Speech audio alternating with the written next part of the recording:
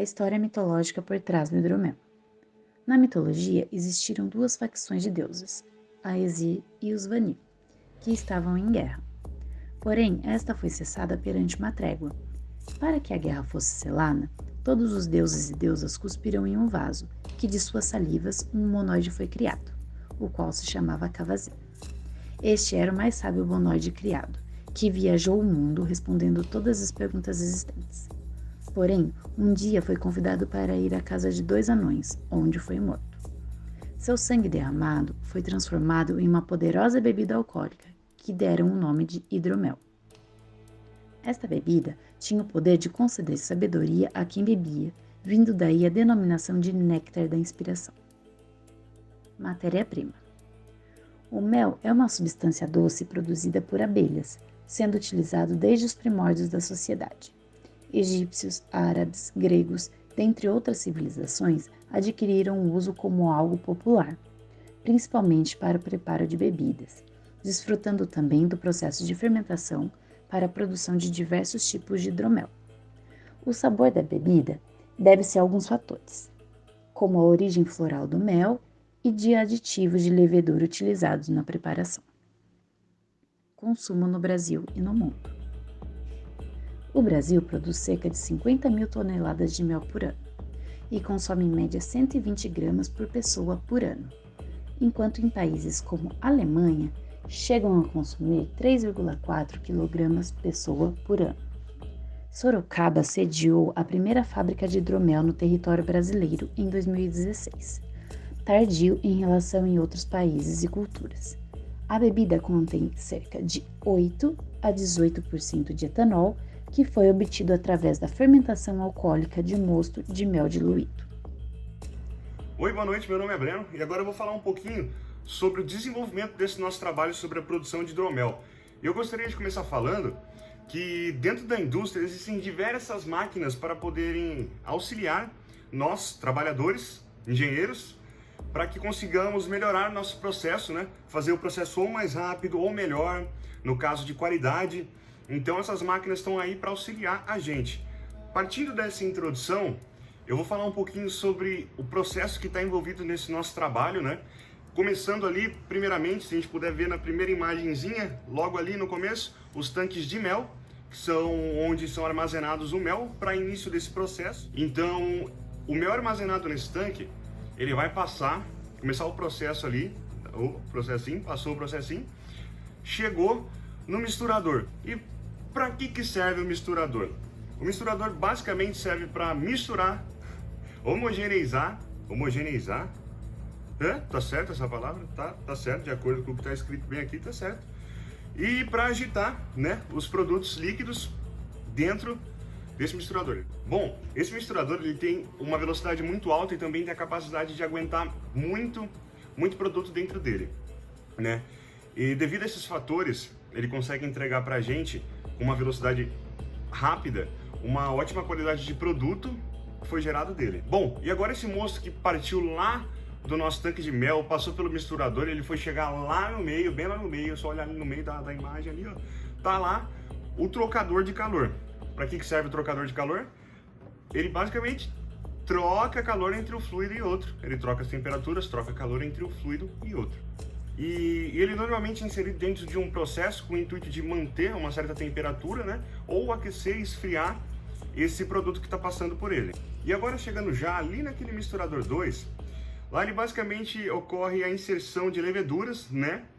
Lá eles vão realizar a fermentação alcoólica, então eles vão sintetizar o álcool com o dióxido de carbono pelo consumo de açúcares. E depois que passou por esse misturador, ele vai ser jogado lá embaixo para as dornas já, né? Que é lá onde eles ficam descansando para fazer a fermentação e lá eles ficam um tempinho.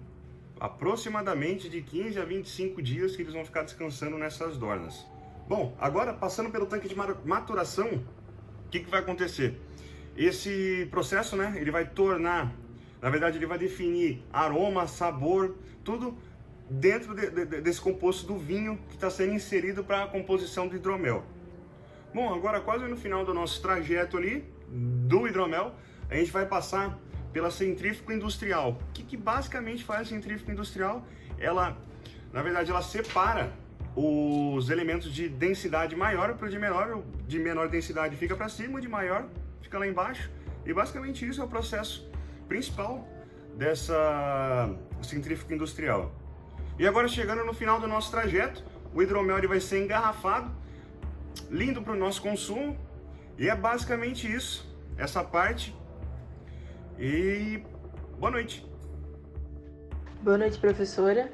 Eu sou a Ana Beatriz e eu fiquei com a parte dos equipamentos. Então eu vou falar a função de cada um deles, começando pelos tanques industriais, que são equipamentos estáticos, ou seja, que não conferem ao fluido a energia de movimento e que se destinam ao armazenamento de uma variedade grande de fluidos utilizados em diversos processos. Esses fluidos se apresentam na forma líquida e na forma gasosa, caso dos gases comprimidos. Os misturadores, eles servem para dissolver, agitar e misturar soluções líquidas, com ou sem a presença de sólidos. Podem ser confeccionados em aço carbono, aço inox e, se necessário, com revestimento de proteção para líquidos corrosivos. Pela sua diversidade, os misturadores podem equipar indústrias de diversos segmentos, como por exemplo a farmacêutica e a alimentícia. Por não haver nenhum tipo de restrição quanto ao seu uso, eles têm um amplo aproveitamento nas indústrias. Os trocadores de calor são equipamentos dimensionados para promover a troca de calor entre fluidos sem promover sua mistura. Os fluidos utilizados podem ser ambos de processo ou apenas um deles trocando calor, geralmente com água, vapor de água ou ar. Nas indústrias de petróleo, química e petroquímica, o emprego de trocadores de calor é de grande importância.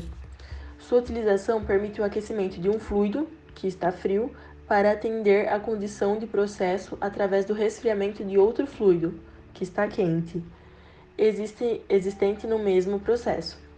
Resumidamente, são duas as vantagens obtidas com o emprego do trocador de calor. Primeiro, o aumento da temperatura do fluido frio sem a necessidade da queima de combustível.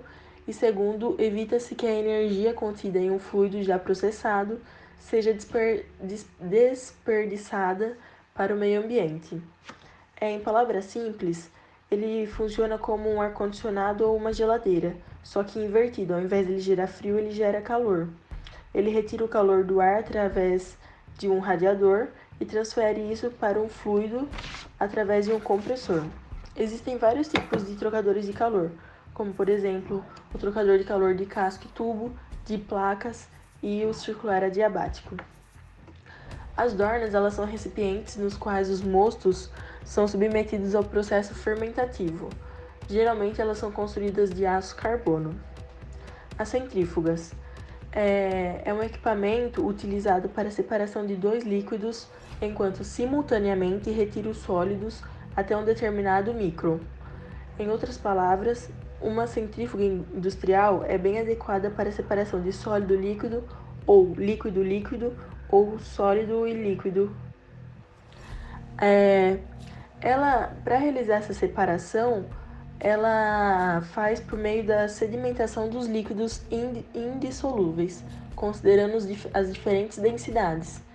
Ela gira a uma velocidade elevada e com uma grande força centrípeta. Bom, é isso. Muito obrigada pela atenção. Nosso fluxograma aqui. Inicialmente, pelo fluxograma de bloco aqui, tem uma visão mais geral do nosso processo, onde tem os tanques de armazenamento de água e mel que vai para o misturador. 90% desse mosto vai para o trocador 1, 10% vai para o trocador 2. O trocador 1, depois do tratamento térmico, ele vai para o misturador 3 direto, e os 10% que passam no trocador 2 vai para o misturador 2, onde é adicionado levedo, que vai depois, posteriormente, depois de ter preparado essa pré-cuba, vai para o misturador 3 e mistura com os outros 90% do mosto que passou lá pelo trocador 1. Depois de misturado ali no trocador 3, esses dois mostos é direcionado igualmente para as 3 dornas, onde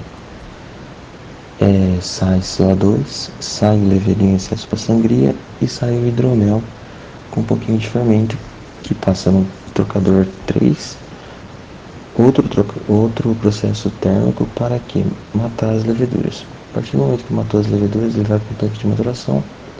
Esse tanque de maturação geralmente ele é de madeira, e o hidromel fica ali de 1 até 6 meses para completar seu processo. Depois vai para a centrífuga.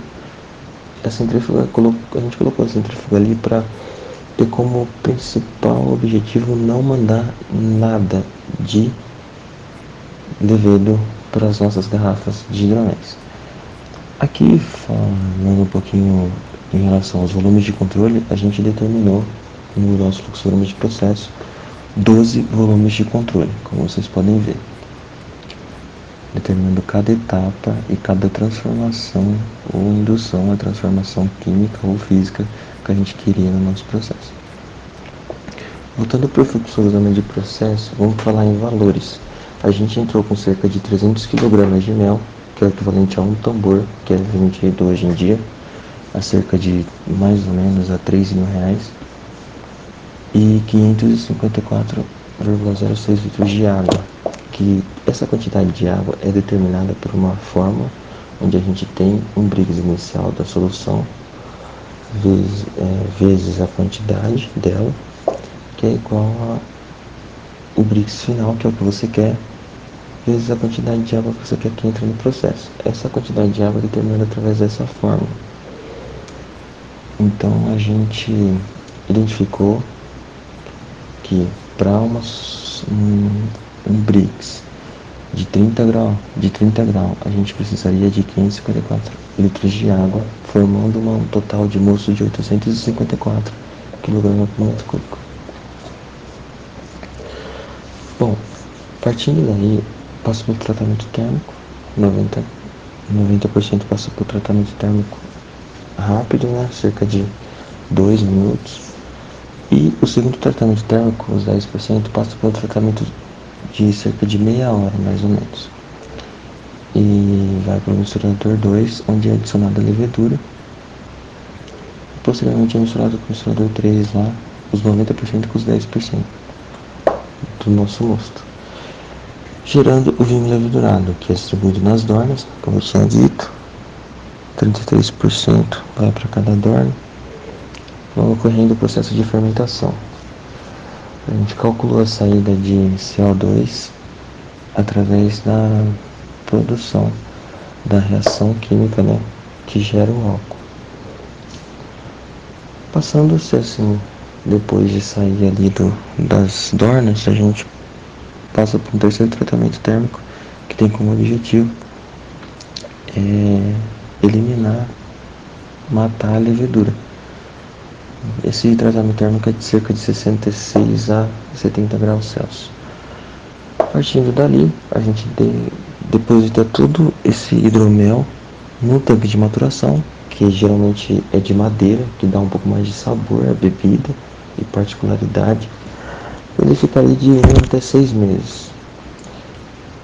Posteriormente, a gente colocou uma centrífuga ali para sair o levedo em excesso, que às vezes ainda, mesmo fazendo a trásfega, né, que a gente fala, ele leva um pouco de levedo. Então a centrífuga tem como objetivo tirar esse pouquinho de levedo que vai sobrar e produzir hidromel. A gente, com a entrada de 300 kg de mel, a gente conseguiu produzir cerca de 1.627 garrafas de 750 ml. Falando em valores, o mel, 300 kg de mel hoje no mercado, a gente vê por cerca de R$3.000. E o hidromel, cada garrafa de hidromel hoje custa de R$40 a R$45.